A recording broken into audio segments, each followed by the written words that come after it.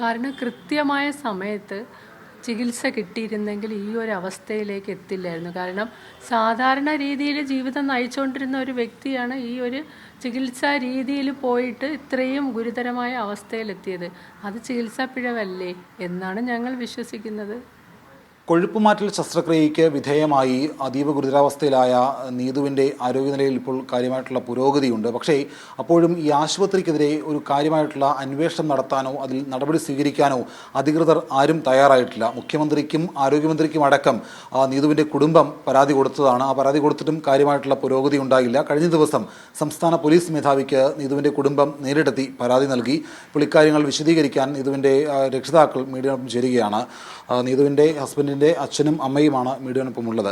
നമ്മൾ നേരത്തെ മുഖ്യമന്ത്രിക്കും ആരോഗ്യമന്ത്രിക്കും ഒക്കെ പരാതി കൊടുത്തതാണ്. അപ്പോൾ ഇന്നലെ സംസ്ഥാന പോലീസ് മേധാവി കൊണ്ട് പരാതി കൊടുത്തു. ഈ പരാതിയിൽ പറഞ്ഞിരിക്കുന്ന പ്രധാനപ്പെട്ട കാര്യങ്ങൾ എന്തൊക്കെയാണ്? ഒന്ന് പറഞ്ഞേക്കുന്നത്, നമ്മൾ പരാതി 2.5 മാസമായി ഈ പരാതി കൊടുത്തിട്ട്.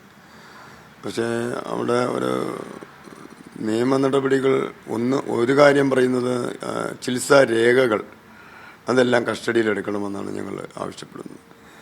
രണ്ടാമത് അവിടെ ഇതിന് മുമ്പേ ഒരു കൊല്ലത്തുള്ള ഒരു അമൃത രാജ് എന്ന് പറഞ്ഞ ഒരാൾ മരിച്ചു പോയിട്ടുണ്ട്. അപ്പോൾ ഇനിയും അവിടെ മരണങ്ങളോ നടന്നിട്ടുണ്ടോ എന്ന് ഒരു അന്വേഷണം നടത്തണമെന്ന് ആണ് ഞങ്ങൾ പരാതി പറയുന്നത്. പിന്നെ ഞങ്ങൾ പറഞ്ഞേക്കുന്നത്, ഞങ്ങൾക്ക് തന്ന ലെറ്റർ പേഡിൽ പറയുന്നത് കോസ്മെറ്റിക്കൽ ക്ലിനിക് എന്നാണ്. പക്ഷെ അവർ ബോർഡ് വെച്ചേക്കുന്നത് കോസ്മെറ്റിക്കൽ ഹോസ്പിറ്റൽ എന്നാണ്. അപ്പോൾ അത് ചൂണ്ടിക്കാണിച്ചിട്ടുണ്ട്. അത് തന്നെ ഒരു വഞ്ചനയായിട്ടല്ലേ തോന്നുന്നത്. ഇതിപ്പോൾ നമ്മൾ മുഖ്യമന്ത്രിക്കും ആരോഗ്യമന്ത്രിക്കും ഒക്കെ പരാതി കൊടുത്തിരുന്നു. അപ്പോൾ ഇതിനകത്ത് ഒരു കാര്യക്ഷമമായിട്ടുള്ളൊരു അന്വേഷണം നടക്കുന്നില്ല എന്നുള്ളൊരു ആരോപണം കുടുംബത്തിനുണ്ടോ?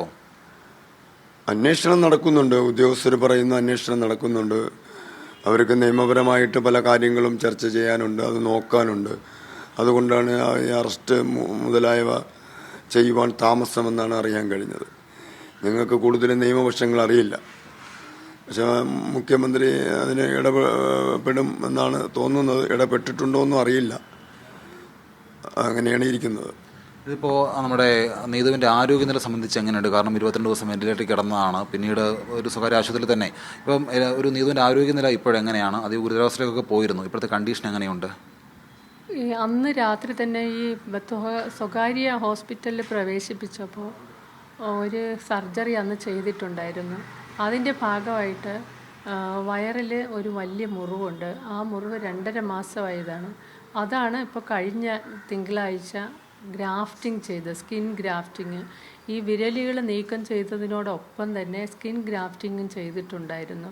അപ്പോൾ അതൊരു പൂർണ്ണമായിട്ട് ഉണങ്ങിക്കഴിഞ്ഞാൽ മാത്രമേ ഒരു പൂർവ്വ ആരോഗ്യസ്ഥിതിയിലേക്ക് വരാൻ പറ്റുള്ളൂ. അതുവരെ ഒരു ക്രിട്ടിക്കൽ സ്ഥിതിയിൽ തന്നെയാണ് പോയിക്കൊണ്ടിരിക്കുന്നത്. ആശങ്കപ്പെടുത്തേണ്ട അല്ലെങ്കിൽ ഒരു ലൈഫ് ത്രെട്ടനിലേക്ക് പോകേണ്ട അങ്ങനെ ഒരു ആശങ്കപ്പെടുന്ന സ്ഥിതിയിൽ നിന്ന് മാറിയെന്ന് പറഞ്ഞാൽ എന്ത് ഇൻഫെക്ഷൻ വന്നാലും ഇത് ഉണങ്ങുന്നത് വരെ. കാരണം ഇമ്മ്യൂണിറ്റിയൊക്കെ ഒരു കുറവായ ഒരാളായതുകൊണ്ട് നമുക്ക് അത് പൂർണ്ണമായിട്ട് ഉണങ്ങിയാൽ മാത്രമേ നമുക്കൊരു പൂർവ്വസ്ഥിതിയിലേക്ക് എത്താൻ സാധിക്കുകയുള്ളൂ.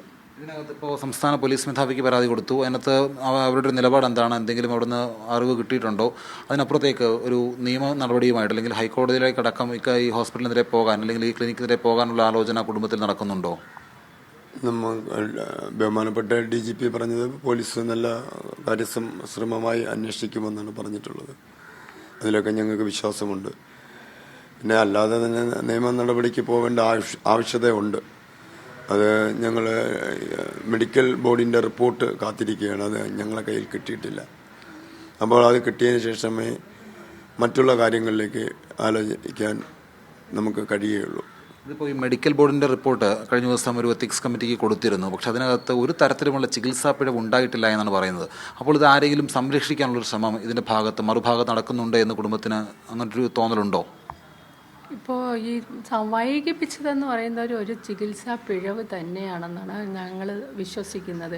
കാരണം കൃത്യമായ സമയത്ത് ചികിത്സ കിട്ടിയിരുന്നെങ്കിൽ ഈ ഒരു അവസ്ഥയിലേക്ക് എത്തില്ലായിരുന്നു. കാരണം സാധാരണ രീതിയിൽ ജീവിതം നയിച്ചുകൊണ്ടിരുന്ന ഒരു വ്യക്തിയാണ് ഈ ഒരു ചികിത്സാ രീതിയിൽ പോയിട്ട് ഇത്രയും ഗുരുതരമായ അവസ്ഥയിലെത്തിയത്. അത് ചികിത്സാ പിഴവല്ലേ എന്നാണ് ഞങ്ങൾ വിശ്വസിക്കുന്നത്.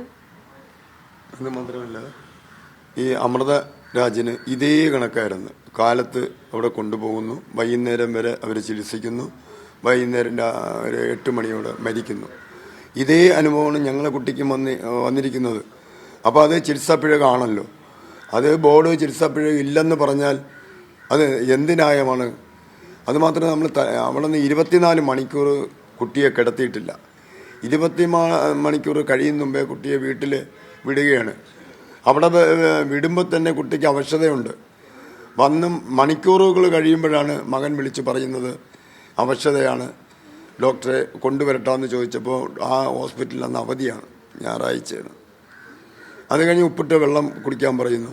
ഇതെല്ലാം ഡോക്ടറെ എൻ്റെ പിഴവല്ലെന്ന് എങ്ങനെയാണ് പറയാൻ കഴിയുക? പിന്നെ എന്താണ് പിഴവ്? പിന്നെ ബാക്കിയുള്ള കാര്യങ്ങൾ, ഓപ്പറേഷനുമായി ബന്ധപ്പെട്ട കാര്യങ്ങൾ ഞങ്ങൾക്ക് കൂടുതൽ അറിയില്ല. അതിൻ്റെ റെക്കോർഡുകളൊക്കെ പോലീസും കൊണ്ടുപോയിട്ടുണ്ട്, മെഡിക്കൽ ബോർഡും കൊണ്ടുപോയിട്ടുണ്ട്. ഞങ്ങൾ ന്യായമായിട്ടുള്ള ഞങ്ങൾക്ക് പിഴവ് ഇല്ല എന്ന് പറയുകയാണെങ്കിൽ ഞങ്ങൾ കോടതിയിൽ ഇതെല്ലാം ചോദ്യം ചെയ്യേണ്ടി വരും. എന്തായാലും ഇതിനകത്ത് ചികിത്സാ പിഴവ് ഉണ്ടായിട്ടുണ്ട് എന്ന് തന്നെയാണ് കുടുംബം ഇപ്പോഴും പറയുന്നത്. മെഡിക്കൽ ബോർഡിൻ്റെ സമഗ്രമായിട്ടുള്ള ഒരു അന്വേഷണം നടത്തി ആ സമഗ്ര മെഡിക്കൽ ബോർഡിൻ്റെ റിപ്പോർട്ട് കിട്ടിയതിന് ശേഷം മറ്റ് തുടർ നടപടികൾ സ്വീകരിക്കും എന്നുള്ള കാര്യം കൂടി കുടുംബം പറയുന്നുണ്ട്. എന്തായാലും ഇതിനകത്ത് സംസ്ഥാന പോലീസ് മേധാവിക്ക് പരാതി കൊടുത്തതിനപ്പുറത്തേക്ക് ഹൈക്കോടതിയിലേക്ക് അടക്കം പോകാനുള്ള ആലോചനയിലേക്കാണ് ഇപ്പോൾ കുടുംബം കടന്നിട്ടുള്ളത്. തിരുവനന്തപുരത്ത് നിന്ന് ഉണ്ണി പാലാടിക്കൊപ്പം ഷിജോ കുര്യൻ, മീഡിയ 1.